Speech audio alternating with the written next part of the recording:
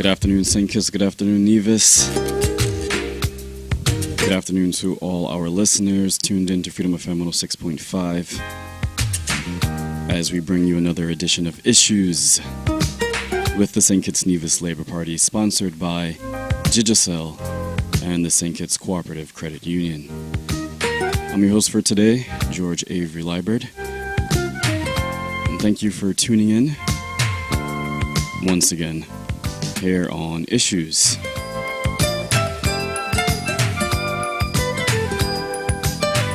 I want to get right into the swing of things and say good afternoon to Representative for St. Christopher.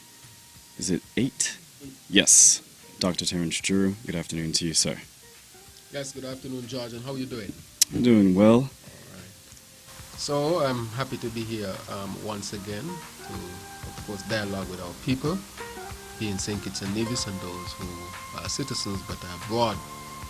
Let me say thank you to all those who came out and participated in the town hall meeting that we recently had in St. Peter's at the community center. It was well attended. The room was overflowing. It was full to capacity and overflowing. And this is a signal to the government, really, that people are fed up and they will not continue under such an administration. And so I want to thank them for coming out and really supporting.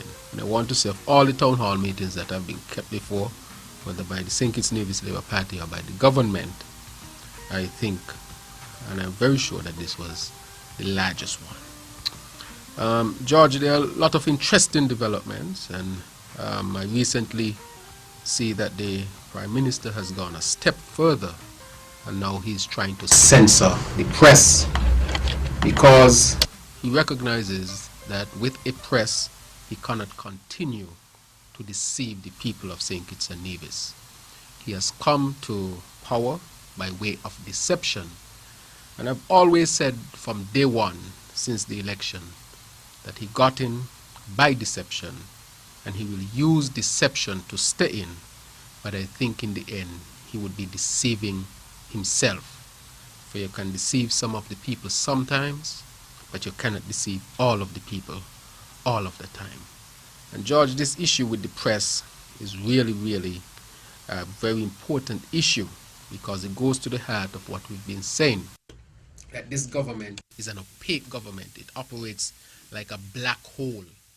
For anybody who study the celestial bodies or the universe and they learn about a black hole takes in everything in its path and lets out nothing. This government has charted a course where it has refused really to share information in a free way with the people of St. Kitts and Nevis. During the campaign, it promised that it would have what you call a Freedom of Information Act. But since the elections, the government has become more secretive and less information is being shared with the population. As you can see, many journalists are very frustrated. And when they ask him, of course, he has a defensive mechanism for that. And so he said in the first 100 days he would pass such a law. And we are now about 700 plus days. And that law has not been put in place. I don't think it is his intention to do so. I think when it gets close to the election, he will try a thing. But I think then he would not be able to deceive the people of St. Kitts and Nevis. A free press and freedom of information are, of course, fundamental for any vibrant democracy. So, George, I want to indulge you in playing that clip with respect to those statements. But they don't want to talk about that. They want to talk all kind of distraction. That is why you have to be focused. And that is why I said to you already, and they did vex and they kick up, but me not study them. Do not listen to the nonsense that many of them are speaking on radio programs. Do not bother with them. And rather than let your pressure go up over the nonsense, my advice is turn them off. Turn them off. Let the miserable reporter pick up that. Turn them off. When people chatting nonsense, you don't vex your spirit. You turn them off. All right, and that was a clip that we had there from Prime Minister Dr. Honorable Timothy Harris. Now, John McCain actually slammed his own Republican President Donald Trump's attack on the media recently, and he said that, quote, dictators get started by suppressing free press. Now, you mentioned the Freedom of Information Act, but I also would like to quickly play this clip by John McCain, if that's okay. Go ahead, George. Sure. We need a free press. We must have it. It's vital. If you want to preserve, I'm very serious now, if you want to preserve democracy as we know it, you have to have a free and many times adversarial press. And without it, I'm afraid that we would lose so much of our individual liberties over time. That's how dictators get started. They get started by suppressing a free press. In other words, in consolidation of power, when you look at history, the first thing that dictators do is shut down the press. All right. George, this is a very, very serious statement by Senator John McCain. We must remember that he was a past presidential candidate for the Republican Party.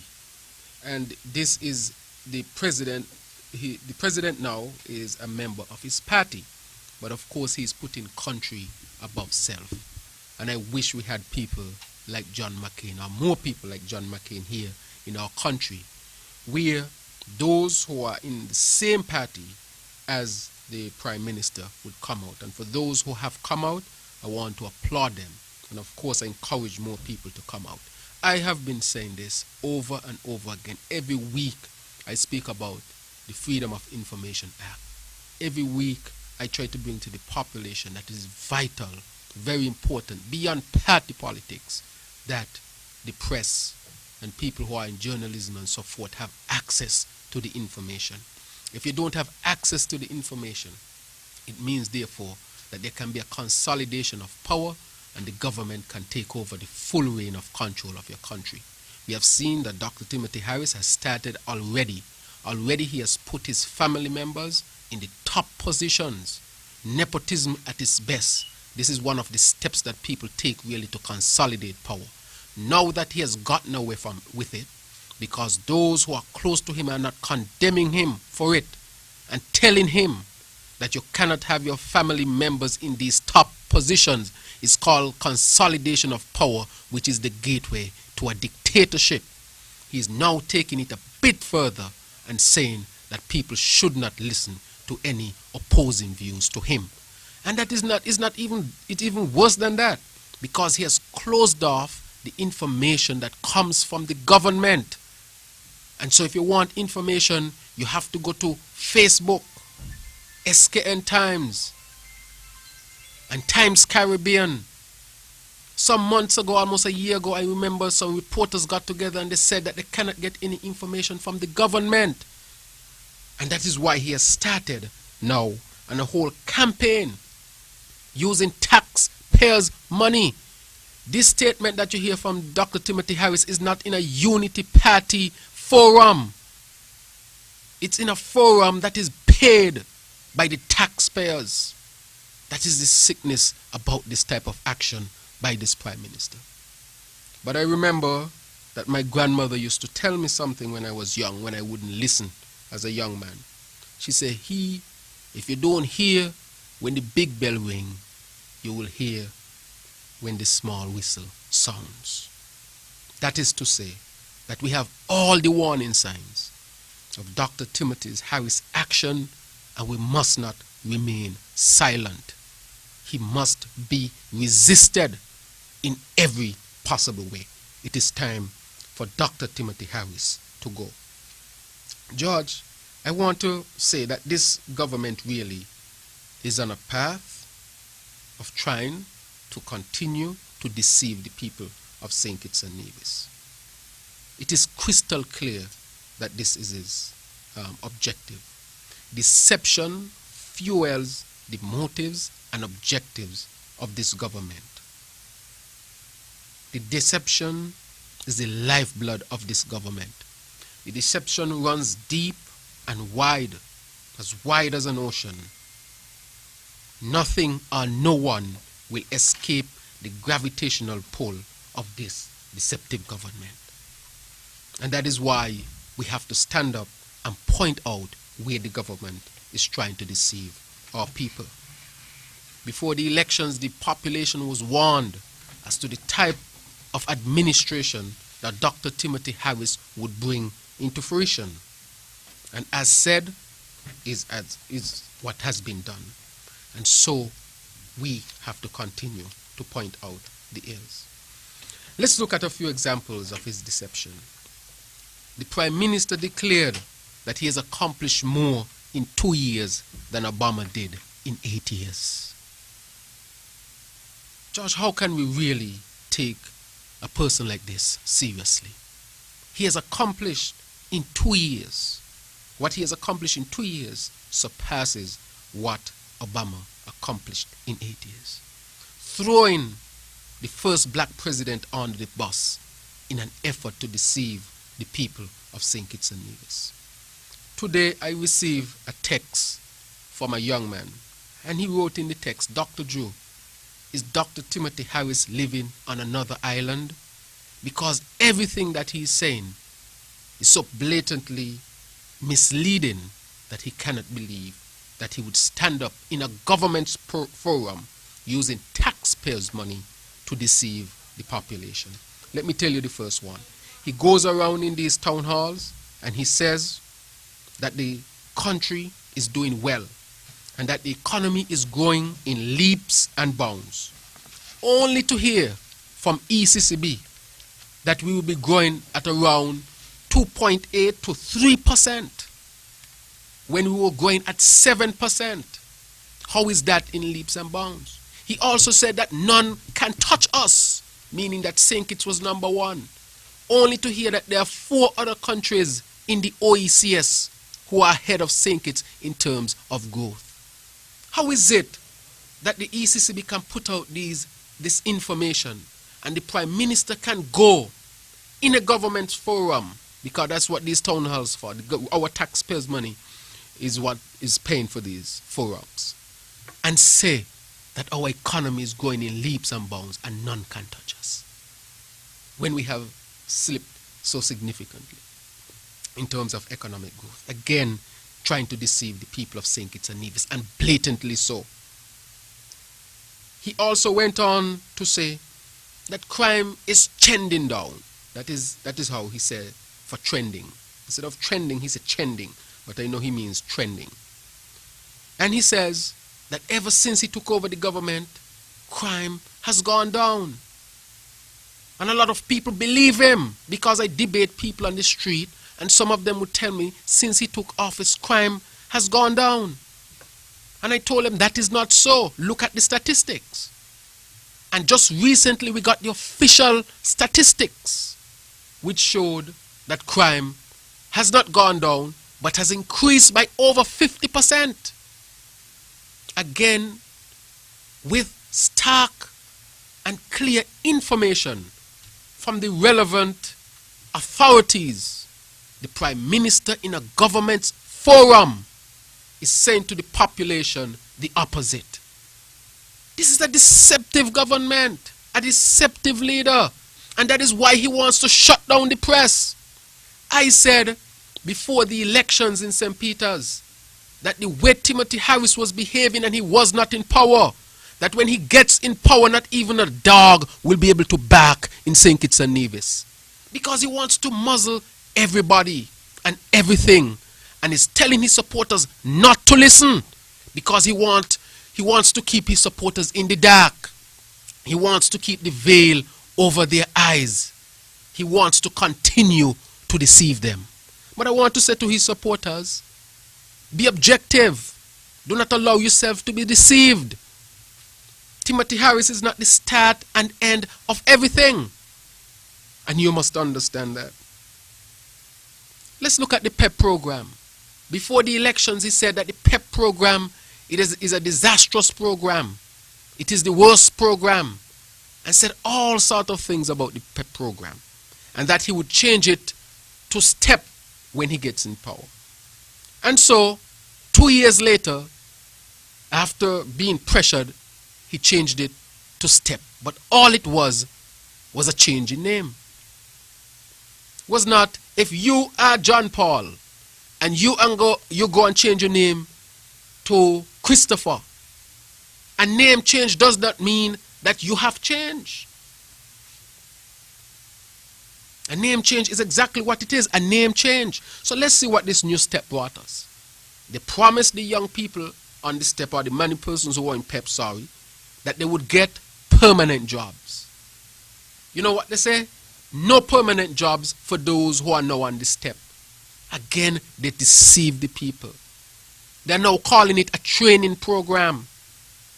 Under the previous administration with PEP, there were people in landscaping on the side of the road keeping the landscape clean and looking tidy. And they say all they're doing is chopping grass. They have changed it to PEP, to STEP. And today, the same young people who they criticize and ridicule them for chopping grass are still there chopping grass. Again, deceiving the people. They told them that they will get $500 per month. Per week. Since the government has changed 2 years later, not a 1% increase in their pay. Again, deceive the people. And going around telling people that the step is much better than the PEP. Again, deception. With respect to the Bastia High School, before the elections, they told the people that the Bastia High School was contaminated. Under the leadership of the Honorable Nigel Carty, Niosh came into St. Kitts. He went and got the best in the business in the world to show to our population that there's a question of health at the Bastia High School. We must bring in the best in the world. Niosh came in, did their exercise, released a report, and showed that there was nothing significantly wrong with the Bastia High School that could not be fixed.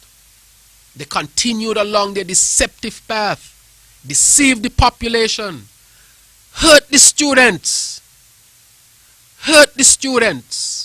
of the Bastia High School. Now they are there without proper labs. Their educational standards are dropping. The subject pass returns, these subject passes, they are dropping. The students are hurting in a wooden building. And to make matters worse, they have now brought in a trailer park community for the students. When the Bastia High School is there, and scientists, local, regional, and international, have all declared that there is nothing fundamentally wrong with the Bastia High School. But because of politics and deceptive practices, tactics, and even strategy run through the whole structure of the government, the students continue to suffer and the Bastia High School continue to go to waste. Before the election, George, he said that he believed in good governance and that he will ensure that this is done within the first 100 days. Up to today, integrity in public life not activated. St. Kitts and Nevis, I'm sure, is the only country within the Commonwealth with a Westminster system of government that does not have a public accounts committee. I keep saying to this country over and over again that Timothy Harris at the end of 5 years would have had access to $250 million without any oversight.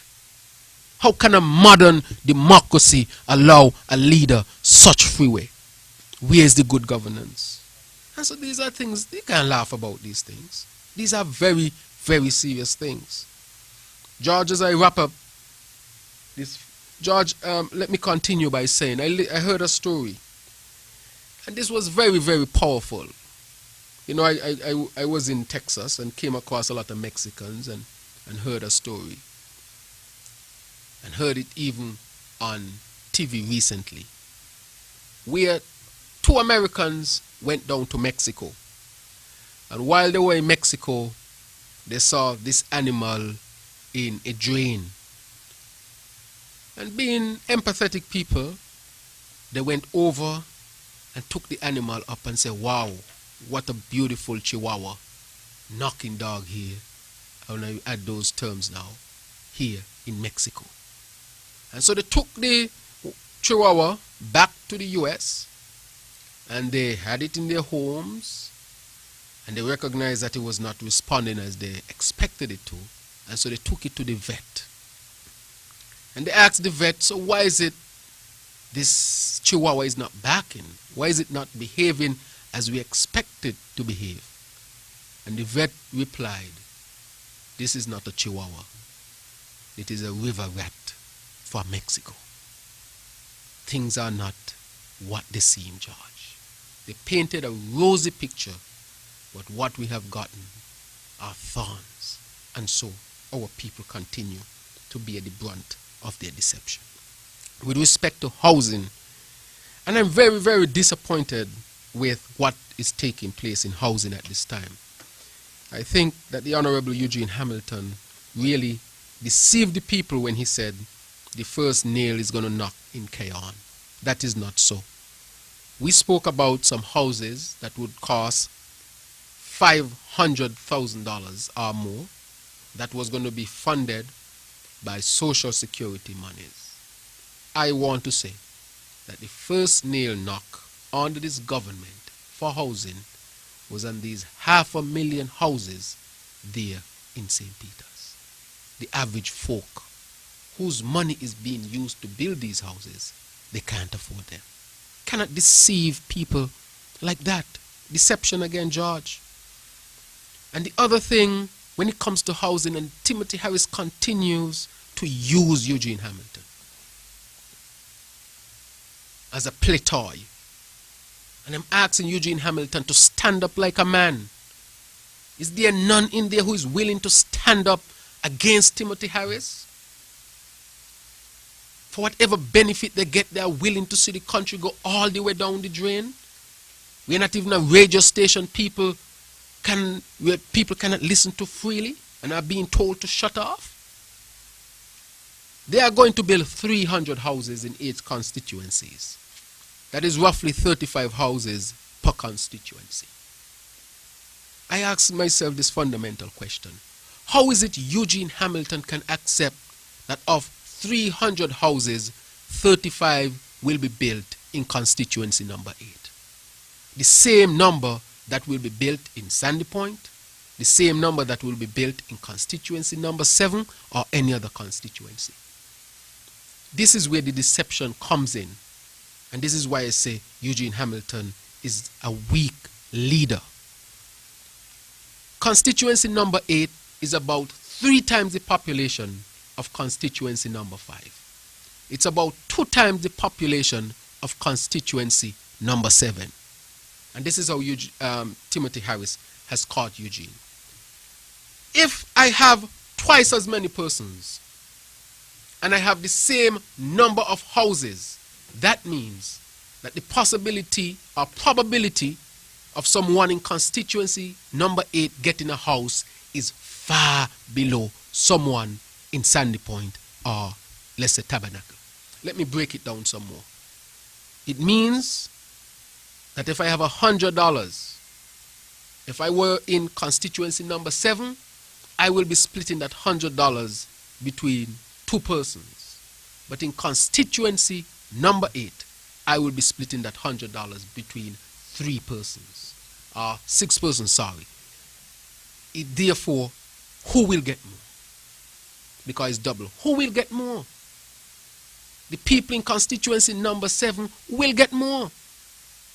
And it means, therefore, if I am using the same analogy with money, for every $100 someone in Sandy Point gets, a person in constituency number 8 will get $33. And that is why he has to make the argument to the government that constituency number 8 is the largest constituency.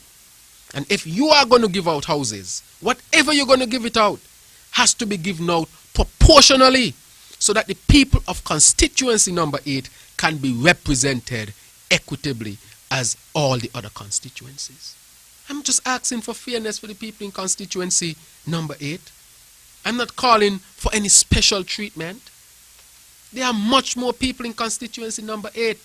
It is the largest of all the constituencies, and it must get the largest share of anything that the government has to give out. Otherwise, it's creating unfairness for the people in constituency number 8, and their mantra was fair share for all. And so, George, I want to wrap up my first part right here and to say to the people of St. Kitts-Nevis, to say to you as I look you directly in the eyes through this camera, the government is deceptive. I have shown you multiple instances of deception when the evidence is clear. I want you to resist this government. Our country is better than this.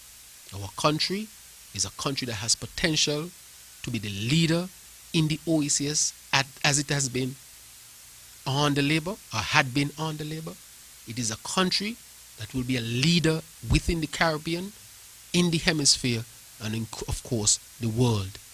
We might be small, but as they say, small but with tallow.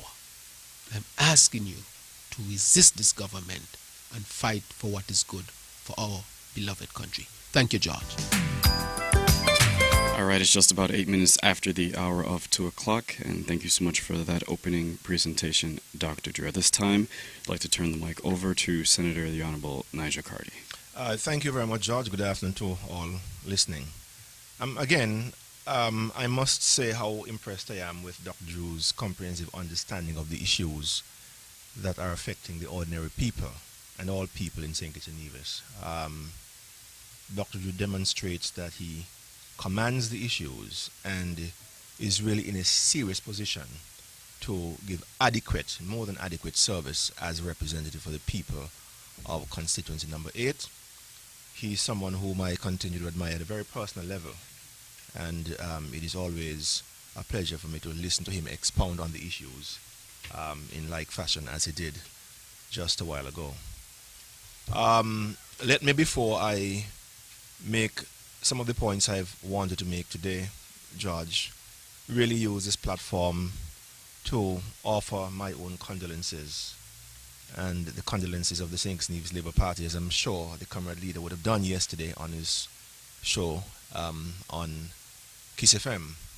But offer my condolences to Sophia Collins or Susie, Joseph Norwood or Rogo, Carolyn and others on the death of Gwenny, passing of Gwenny.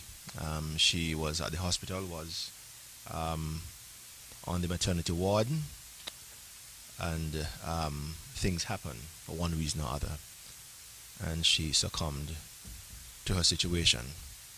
The funeral is this afternoon, and I know that friends and family will be going out to show their support of the family, those who have survived.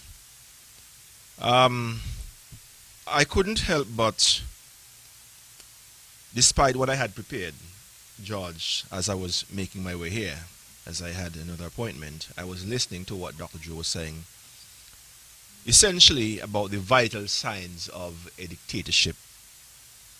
And he started out in that particular segment by making reference to some recent statements made by John McCain, a senior senator from Arizona in the U.S. Senate for very, very many years. John McCain has about 40 years in the Senate, one of the oldest members of the Senate, and certainly one of the longest serving members of that same body. But Dr. Drew is right. What we are seeing here in St. Kitts-Nevis are some of the vital signs of a dictatorship. And we have begun to say that almost from the get-go, because it is critically important that people appreciate that the education we receive, the fact that we're able to attend the churches that we feel like, engage in the religions that we want to subscribe to, the fact that we are able to conduct our businesses, if we so choose, in an environment that is fair, on a playing field that is level or flat, all of these things depend on what we refer to as democracy. The kind of government where ordinary people understand and not just believe, but are in fact the people who are the government. And John McCain gave one of the very critical, vital signs of an emerging dictatorship. One of them, he said, is an attempt to muzzle the press, an attempt to conceal information, which is critically important as part of the lifeblood of a democratic country. There are some people, like Timothy Harris, who feel that it is good politics to undermine the press, to discourage people from being the most active participants in their democracy by listening and paying attention to the issues that are being debated. Listening to a radio program doesn't mean that you have to agree with the issues. But discouraging people from being able to do that is one step further in a very bad direction for the democracy of our country. These people who are now in government are the people who had a song and dance about democracy, the rule of law, transparency, and we've continued to outline how this government is not just falling short of the goal it has set for itself. It is deceptively, deliberately not pursuing the things that are in the best interest of the ordinary citizens of St. Kitts-Nevis. And Timothy Harris has hired people to go on Facebook and say all sorts of things about people. And we have to be very careful that while he believes that people should be able to express themselves freely, once they support him, using whatever medium they choose, that he at the same time, one and the same time, does not convince ordinary people in this country that paying little attention to the news, paying little attention to the active debates on issues that are relevant to them and germane to the protection of our democracy, that they are not convinced that those are the things that they must discontinue. And that is why it is very troubling. It is a slippery slope. And it was colleague Marcelo Liebert, comrade Marcelo Liebert, who said, I think it was last week, while she was on this radio program or in the forum that we had in St. Peter's, that dictatorships start gradually muzzling people. People are feeling uncomfortable to express themselves on the radio. Even people who are not working in government are wondering whether they can dare speak on issues that they feel deeply about and they care deeply for. This is where it has started. And this is the direction in which the country continues to go. Congress has been at pains from time to time on this radio program and in Parliament as well as in other fora to mention to you all the ways in which this government is falling short in relation to transparency, and that this government is really a dictatorship. That is what this government is. So, one of the vital signs of a dictatorship is a muzzling of the press. Trying to label people who are having their say. Setting your bad dogs on people who happen to be critical of you for the good of the country. But one other vital sign of a dictatorship, George, is when the dictator begins to tell his supporters, this is information you can't expose yourself to. Don't listen to this.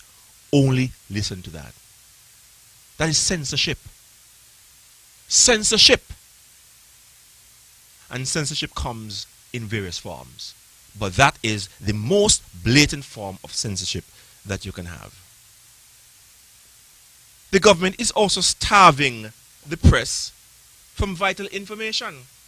So not only is the government saying to people, Timothy Harris saying to people, Josie Byron and all those saying to people, don't listen to these radio stations.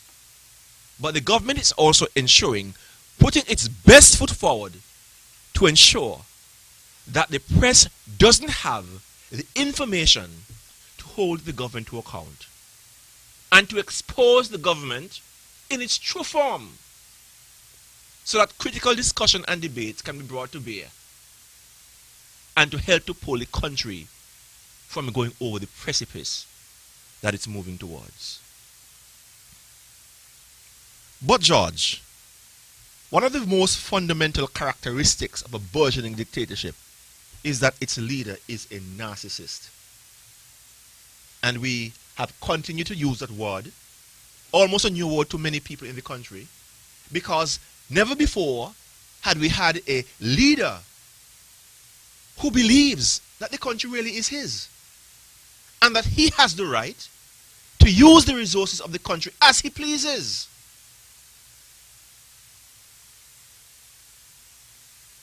The leader of our country believes that he can take $1 million and use it however he feels.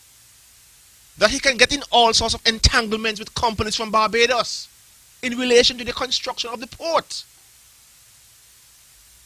And deal however they want to deal. And to hide all of that, ignore the provision of the Constitution and ignore the precedent that has been set to operationalize the Public Accounts Committee so that members who are elected to serve, like Conwis and Marcella and Dr. Douglas and Patrice Nisbet, can go in there and examine where are our tax dollars going and to have a debate about it. Even if that, to have a debate about it. But one of the more formidable characteristics of a narcissistic dictator is this dictator lies. And it's not just a mere misrepresentation of the truth. It's not like 10 ships came in and you're saying that there were 15. This is like a case where there are no ships at all and you're saying that there are 100 ships in the harbor. And Dr. Drew pointed out a while ago. And he knows. But being who he is and being unable to help himself, he makes the most outrageous statements in the hope that some people would just believe. That he has done so much in 2 years, more than Obama did in 8 years, and more than the Labour Party administration, of which he was part for 18 years, did. It is astoundingly illogical. Astoundingly illogical. George, these are the kinds of fabrications that we get from a prime minister. These are the kinds of fabrications that we get from a person who is supposed to be the prime minister of the country. The other thing about our prime minister is that the prime minister is a beggar. The prime minister seems to have a spell or a curse upon him where he has to beg even when there is no need. And I'm talking about little things like food for himself personally, money. I mean, we have had people reporting to us time and time again how unbelievable their particular situations were with the Prime Minister. A lady related to me a story that the Prime Minister came to ask her for something. She's running a store. Prime Minister came to ask her for something. And she explained to the Prime Minister that she was not in a position because sales were not up, they were down, business wasn't nearly as good. And that she even had some workers or employees who were stealing some of her chicken. You know what? The Prime Minister turned around and asked her, well, oh, you got chicken, give me some then. I mean, it is so ridiculous. The lady is pleading with you to tell you that she doesn't have anything. She's not making it. And she refers to the fact that some of her employees are thieving her chicken, making the situation even more grim and stark for her. And instead of hearing with a compassionate ear what she was saying, all he was hearing coming back to him, oh, she got chicken. Could you give me some chicken then? I mean, it's ridiculous. This is the kind of thing that we have in a Prime Minister. I have sat with Timothy Harris, and I know that Timothy Harris is all about himself. Yes, if you support him, he's going to give you this and that, because he understands that for him to be there, he has to hand feed you. But that's the person we have at the helm of our government. George, I really want to stop there, but not before I make reference to the fact that you know there is a dictatorship, and you know that the person who's leading the country, or who is supposed to be leading the country, is unfit to run the affairs of the country, when all of the top people who were part of an organization that they founded together less than 3 years ago, after a year in government, just about all of them have separated their ways with this leader, with this Prime Minister. You know that. He doesn't care. Timothy Harris does not care. He's about himself. And I can't discontinue my presentation, George, without making reference to the ongoing victimization. Lady at the airport just the other day, sent home with immediate effect. Sent home to do nothing but twiddle her thumbs and hope that something would happen for her under a regime that doesn't allow anybody who doesn't support it to get employment and to thrive, even in their private businesses. I can't help but highlight to the public that Cyprian Williams, pastor of the New Birth Church in Keon, is right now demonstrating against this government that has vindictively taken away the land that he and his church have been allocated to construct a new church building. With all of the approvals now being removed or disapproved, thereby preventing him from establishing his church to serve God's people in St. Kitts-Nevis. What is it that can influence a human being to do those kinds of things? What it is? What it is? You have to be a demon. You have to be a demon to do those kinds of things. And so, George, these are the issues which are affecting people in the country. There's an unease, a sense of unease in the country.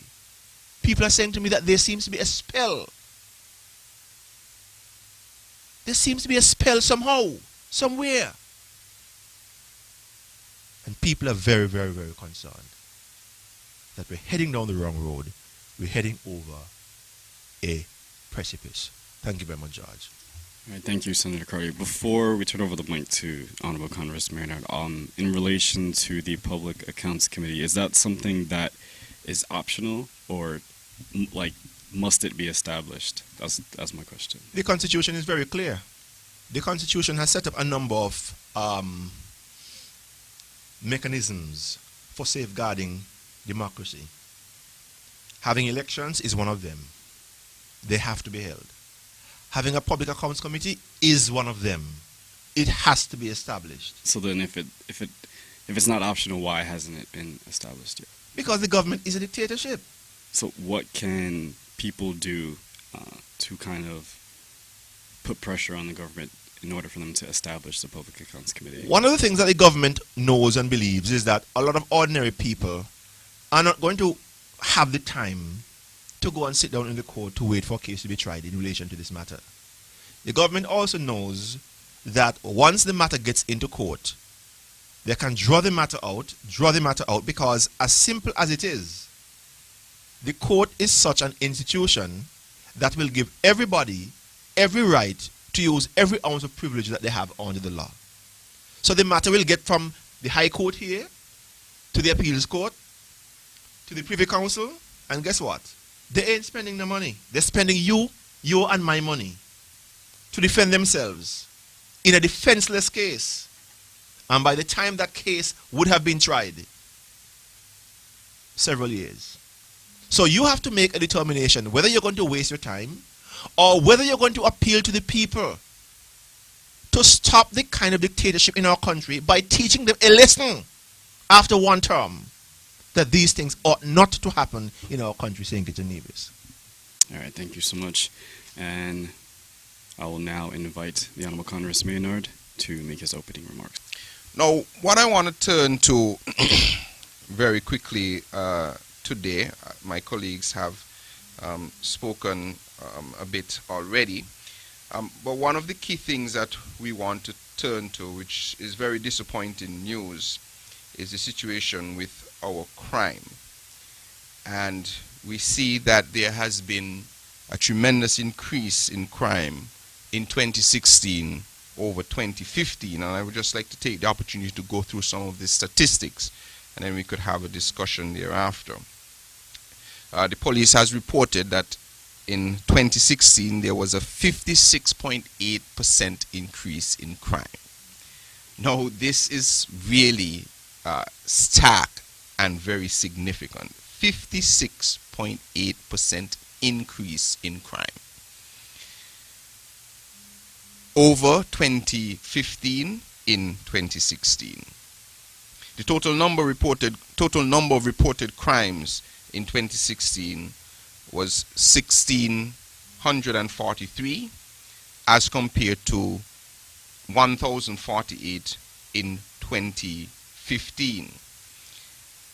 With triple-digit increase in shootings and double-digit increases in murder, break-ins, larceny, indecent assault, rape, unlawful carnal knowledge, non-foreign wounding, arson, and drug-related offenses. This is unacceptable. For instance, homicides increased from 28 in 2015 to 31 in 2016. Break-ins increased by 71% from 242 in 2016 to 415 in 2016. Let me pause there before I go through the other results. We have now seen a 56.8% increase in crime in 2016 as opposed to 2015. This comes on the heels of the Prime Minister declaring to you that crime is trending downwards. Do you remember those famous words? He looked you in the eye in a press conference and said that crime was not trending, was trending downwards. Trending downwards. Perhaps we do not know the meaning of trending. Perhaps he is correct with what he's saying. That crime was trending downwards. And now the report shows that in 2016, we had a 56.8 increase in crime. This is cause for alarm for all. And as I paused with the last statistic I read, where break-ins went from 242 to 415, that is a 71% increase. But if you look at the media reports during this time of the increased criminal activity, you would think that things were generally the same. But the reports show and the statistics show that we have had a significant increase. Now, why is this of concern? This is linked to a number of things. We warned many months ago that as this government took out its mandate of victimization, of depriving people of their work, of focusing the attention of the police perhaps in areas that did not require that much attention as compared to other things. Unfortunately, idle hands will lead to the work of the devil.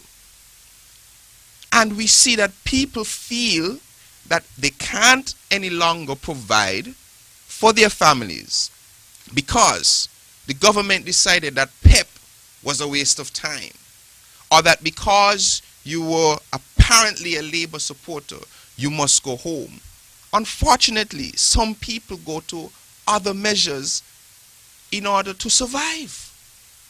And so as the economy comes back or decreases in its performance, as these initiatives put in by the St. Kitts-Nevis Labour Party will roll back, as we see people struggling to find a way to keep their families supported, unfortunately, that can translate, as we are seeing, into increased criminal activity.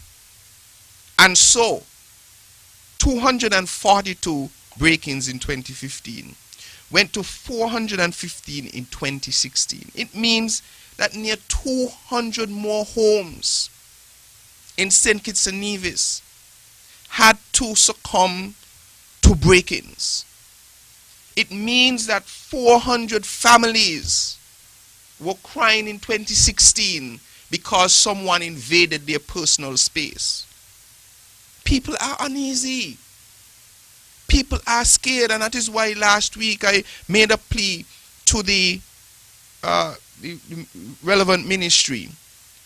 How important it is, for instance, crime fighting does not only start and end with the police, but also with how our infrastructure is set up. We have areas where young women have to be walking home in the evenings on dark streets and alleyways. I am saying light those streets. Let's go down a little further. Larcenies increased by 81%, going from 215 in 2015 to 390 in 2016. We had the incidences of shooting with intent showed a marked increase of 160%, rising from 10 in 2015 to 26 in 2016. Let me explain what this means. I remember saying on this program that it is not sufficient to be counting the number of persons who have died from gun-related incidences. Because in 2016, we saw a marked increase in the number of shooting with intent. Meaning, there were 26 shootings in St. Kitts-Nevis that did not result in a homicide. It meant then that if those bullets were on target, we would have had 57 murders in St. Kitts-Nevis in 2016. Because 26 times that there were shootings, the person did not die. But for the mercy of God. I remember once at the hospital in 2016, a whole ward was almost taken up by persons nursing gunshot wounds. Almost every bed. And the results are showing it. Yet the Prime Minister tells you that crime is trending, quote unquote, down. Trying to say trending down. But we all make our little boo-boos with the English language. But this is unacceptable. This is unacceptable. When it comes to sex crimes, including rape, indecent assault, and unlawful carnal knowledge, that also increased by 25%, going from 36 in 2015 to 45 in 2016. Wounding, and I really believe that these types of crimes are heinous. Sex crimes where you attack innocent persons who have less strength than you, and you're imposing yourself on them. And so that is why that young lady, for instance, who lives in the Trinity area, came to me and said, Conris, I have to walk up this street and it is pitch black. She said she was scared, and given with all the rapes that she's hearing about, she was concerned for herself. And it was true, because I was in Trinity subsequent to that conversation, and she came home fairly late in the afternoon when the sun was setting already, and she barely made it in before the sun set. Wounding by firearms fell sharply from 15 in 2015 to 5 in 2016, a decrease of 66%, while wounding by other means, however, rose by 65%, from 69 in 2015 to 114 in 2016. What that means is that a lot of those shootings, they missed the target. But that doesn't mean it's good. That doesn't mean it's good. They missed the target. But apart from guns, people are using other things. We have a 65% increase wounding by other means other than firearms. We had drug offenses increasing by 34% in 2016, from 204 incidences in 2015 to 275. As I said, an increase of 34%. Malicious damage and arson in 2016 went up 94%, from 86 in 2015 to 167 in 2016. And so, ladies and gentlemen, general public, in 2016 we had one of our worst years in crime this country has ever seen. Yet the government is giving the illusion to you through its different forms of communication that crime is actually going downwards. This is the hallmark of deception. Trying to impose an image onto you that is not real. A one-term government. I will leave it there for now, George. Before we start taking calls, I just wanted to pose a question to you. Any one of you can answer. But so, for the persons who are wishing to demonstrate against the government or are wishing to take some type of action but are in fear of being victimized, what advice would you give to them in order to what ways can they demonstrate without being victimized? For fear of coming out and maybe marching or being too vocal on radio stations, what would you say to those persons? One of the things that I would like to see in our democracy is protection for whistleblowers, whistleblowing legislation, where people see things that are going on that are corrupt, that are illegal, but they are fearful that there will be some retaliation. I wish to see some form of that in our system, where persons who have legitimate concerns of public corruption, they have an avenue through which to record their dissent. Now, with respect to those persons who feel that they're being victimized or would be victimized, and they're seeing things that they want to say, that is why we have, in effect, an opposition as well. And as you've heard many times, we on this media and around the country educate and highlight to the general public some of the things that we have learned from our constituents without implicating our constituents. And so you can always feel comfortable to approach any one of us in your constituency, and also the honorable senator as well, if you have vital information. And we take great pride in ensuring that we protect the information and the source, because it is real. Last week we had a town hall and there were persons who wanted to attend, but they fear that they would be targeted, although our constitution protects them.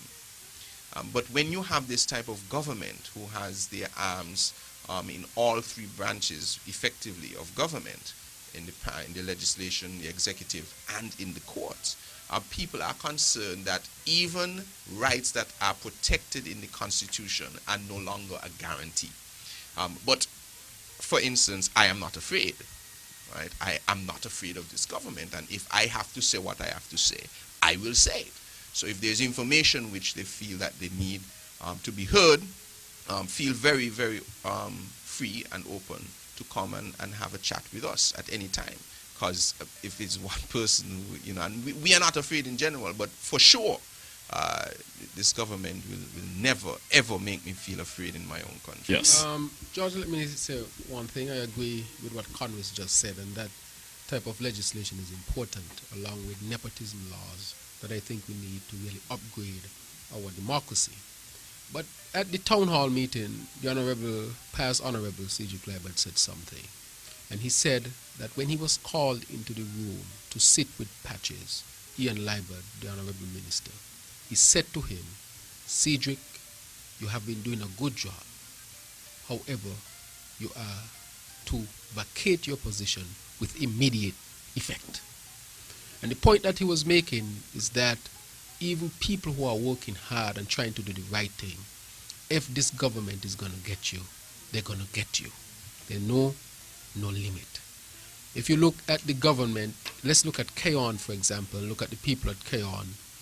Even the young woman who was a secretary in the Ministry of Health, when the government changed, she was there under about 2 or 3 labor ministers in the Ministry of Health. She was immediately removed from her position. So not even she was off limit. Look at all the supporters of the government who are part of the PLP. Clecton Phillip, Douglas Watley, Terry Adams. They are not off limit.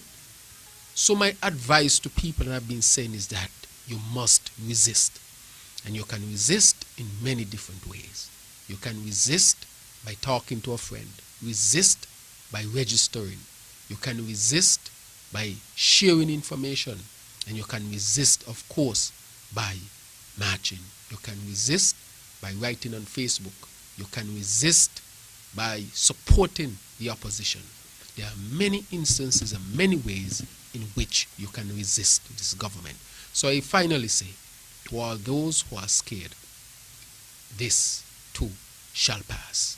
We need to band together and ensure that we make the correct choice when we are asked to do so in the next upcoming general elections. All right. Thank you so much, Dr. Drew. Yes, and George, I'll just reread for persons who might not have heard or who need to be reminded what the Honorable Marcella Liebert read at the town hall meeting last week. And she was speaking, this quotation is in relation to the government of Hitler, right, in the day, 19 30s, late 1930s, early 1940s, mid 1940s. First, they came for the socialist, and I did not speak out because I was not a socialist. Then they came for the trade unionists, and I did not speak out because I was not a trade unionist.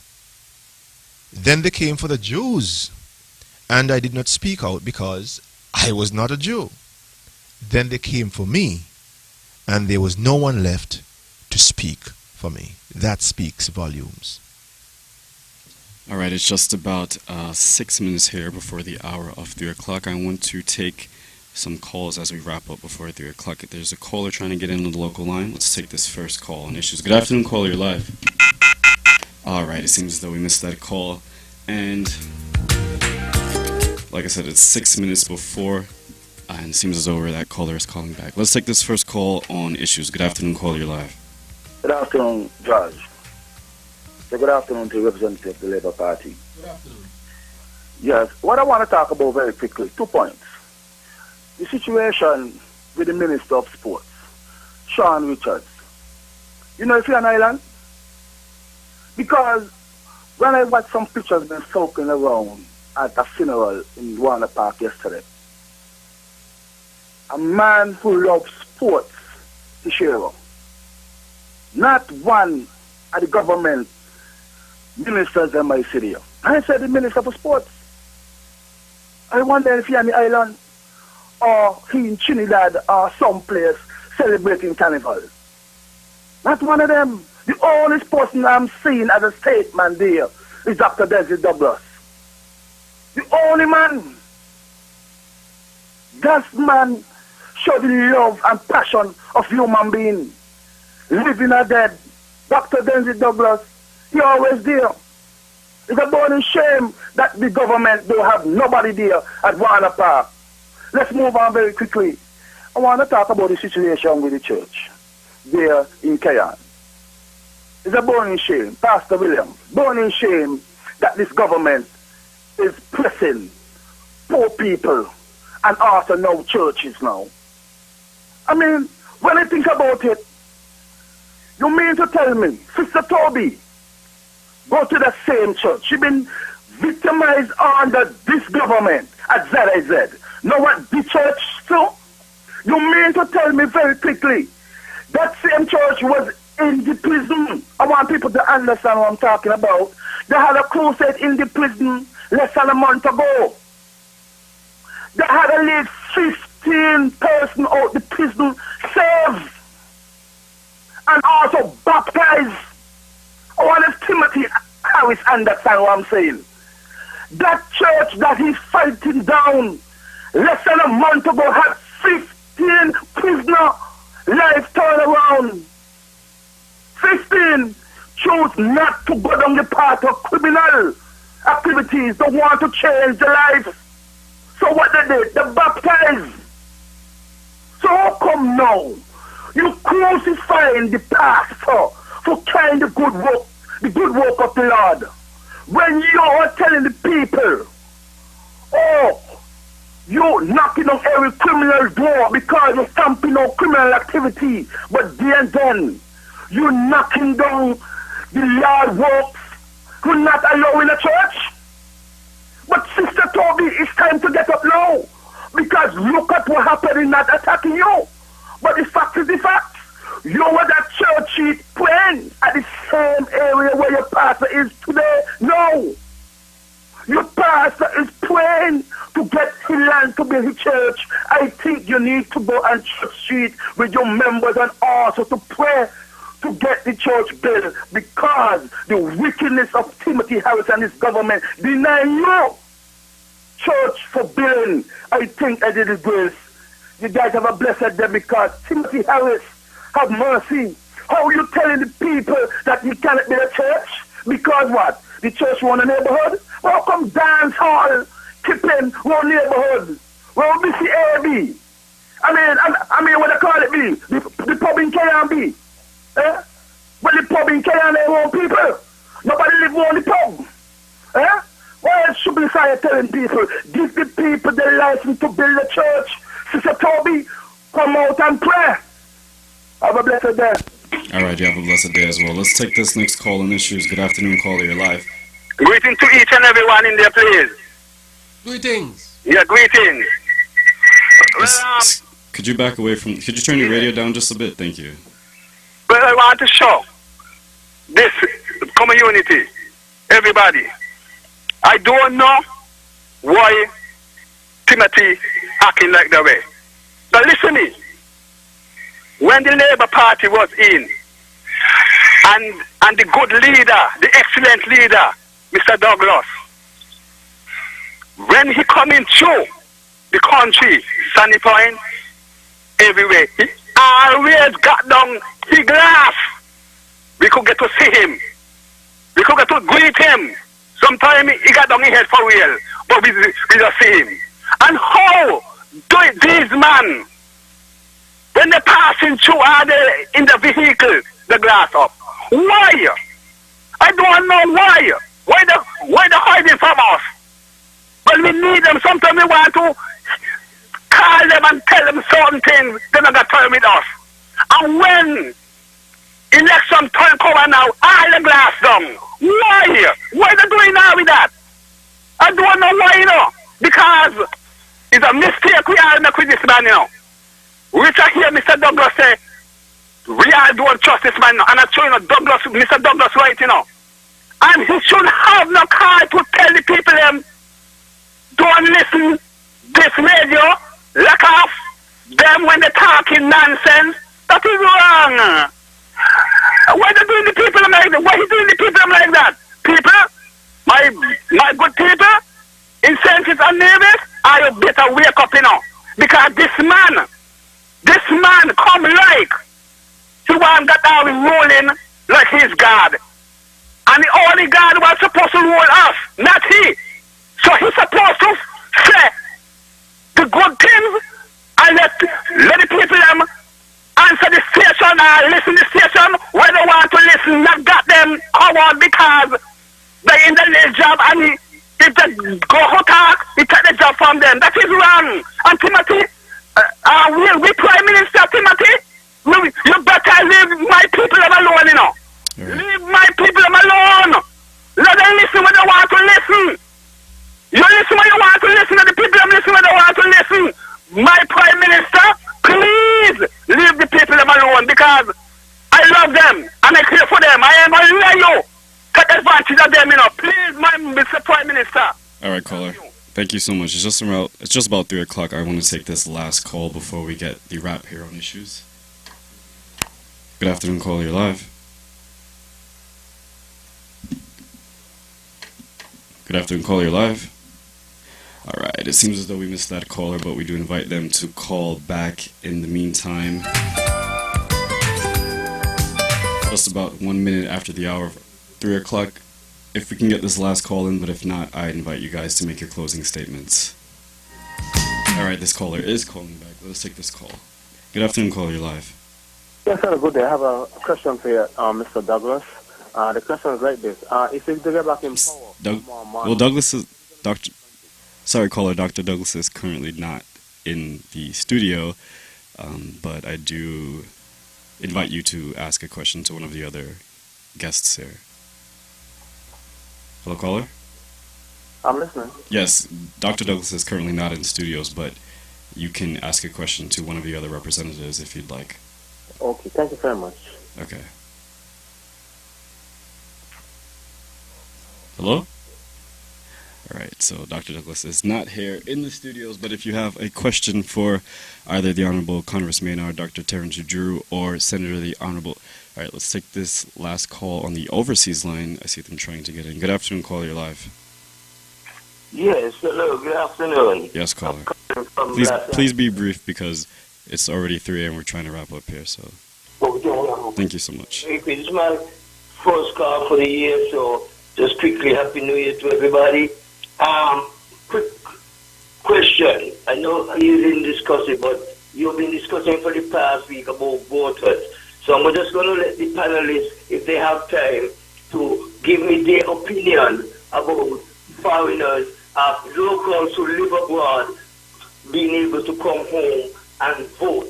I've been hearing a lot of negative things coming from locals saying that foreigners, that people who were born there and live there, sending their money back home to support their family and the economy, should not be allowed to come back home and vote. So I'm not taking up any more of your time. If they have time, they could probably give an input. Thank you. All right, thank you so much. And like I said, it's just about 4 minutes after the hour of 3. Let's get the wrap here by our representatives. Yes, George, I'll go quickly because I have to go to K-On. They have the primary school sports, and I'm encouraging the community to really support the sports. Let me say that I really support the church, Newbert Church, there in K-On. I've been to the church on a number of occasions, and when you go there, you know that the presence of God is there, because the Bible says where two are gathered, there is the presence of God. I want to say that when I go to that church, I see people of all different political persuasions. I see people who I know traditionally support PAM, the New Unity formulation, and supporters of the St. Kitts-Nevis Labour Party, as should be in any house of worship. Politics should really be left at the door, and the people there should commune really in the Spirit of God. This is a church that has brought a lot of positivity to K-On. We know that K-On has been a community that has had some difficulties with respect to crime, and all efforts are being made to ensure that that crime comes down. And this church has, of course, been a positive force within the community. I would like to say that very recently, the Honorable Eugene Hamilton tried to really get to Deslin Benjamin, and they tried to disenfranchise her with respect to her land to build a gas station. But here is a man who has dedicated his life to God and who is encouraging really all of us as human beings to get closer to God. And he has to stand today on Church Street in front of the government headquarters asking for justice. A man who has gone to the prison to bring words God with his congregation. And I want to say to this government that when it comes to the work of God, there's something peculiar about it, and it should be encouraged and not discouraged. Positivity should be allowed to flourish and not be stamped out, especially in areas where more positivity is needed. I want to say to the people, of the members of the church and the pastor, that they have my fullest support with getting on with the Lord's work in the K-On community. I want to also say one or two things to those who are wishing to come out and demonstrate that the St. Kitts-Nevis Labour Party and the leaders of the party are here to stand with you. I want you to know that you are not alone. And as Conway said, you can approach any one of us at any time. You have my number. You know where my office is. If at any point you want support, you want us to be there for you, we will be there for you. So you are not alone. We stand together in the struggle to overcome this type of dictatorship in our country. And so I want to say to our people again, as I look you directly in the eyes, that we must resist this government in every way that we can, because our country is a better country and we must fight for the soul of this country. Thank you very much. Thank you, George, once again for accommodating us here on Freedom FM, where we are free to speak on issues that we think are pertinent to our constituents. A caller asked a question about overseas voters, so I will address that in general. We have long held the position that there should not be an approach to disenfranchise people from their right to exercise in our democracy. You know, I think of, for instance, a student like my sister who has been out of St. Kitts now for, 10 years, pursuing further studies and so on. She comes back for a few weeks. Should she not be allowed to vote? I think of the mother or father who decided to go overseas because of a job opportunity and still have their roots here and contribute significantly to the economy, etc., should we just disenfranchise that person because they're overseas? And so, my first instinct will be, look, let people vote. Let people have a say, persons who have the right to do so.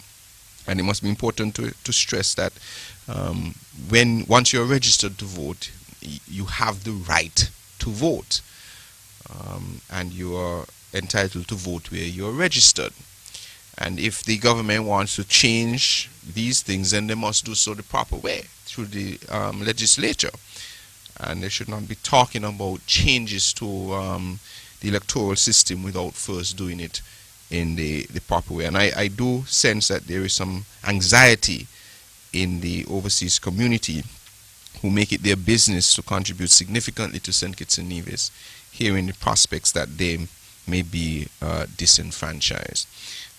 We probably will have the need to have a deep discussion on issues such as this, but I am sure that in St. Kitts-Nevis Labour Party we support wholeheartedly people's right to exercise their franchise once they are a citizen of this country or once they qualify to vote under our present legislation and laws to do so. We're going to close off the issues for today. We want to thank the listeners for paying attention, and as Dr. Drew keeps insisting, we must resist with all our might. We have a government that is taking the people of St. Kitts and Nevis for granted. They feel that they have been handed over a monarchy in which they must rule forever. But the people will speak, and I know that they will speak loudly. There must be a one-term government. The country cannot be under this unease for beyond the next general election. And we must not reward this type of deceit and treachery that has happened in our country. Sometimes a democracy needs a reset, a restart, a change to taste something different. And people have now done that. I met a gentleman just last night across Newtown. He said, look, I voted for these people and so on, but never again.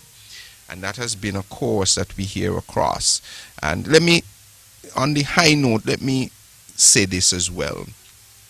There are some of us, obviously not myself, but there are some of us who took the chance with this government. There are some of us in our community who said, hey, why not? Let's give these people a chance. The Dr. Douglas and the Labour Party was in office for 20 years. Things are going good. What can go wrong? They will just continue the programs. The economy will continue to grow. And they made themselves very vocal, and they supported this government. And some of our supporters, the St. Kitts and Nevis Labour Party supporters, felt a bit betrayed by some of those who, in their own right, decided to support this present government. I am making an urgent appeal to those who felt bereaved about other persons supporting this government. There must come a time when we realize that sometimes, like a prodigal son, we have to let go those who we love so that they can experience what they are asking for, etc. But when they decide to come back home, we must open our arms and welcome them. The St. Kitts and Nevis Labour Party has always been a big tent party, meaning everyone is welcome. And so, yes, we may have those who would have decided to support this government, but now realize that that would have been a mistake. We need to welcome them home and continue to expand our tent and continue to prepare ourselves to take over once again the reign of government. Because just as the people are critical of this government and all their shortcomings, we must be prepared to be an exceptionally good government, such that the people will have extended confidence in us beyond our victory at the next polls. Thank you. Have a wonderful afternoon. God bless you, and God bless St. Kitts and Nevis.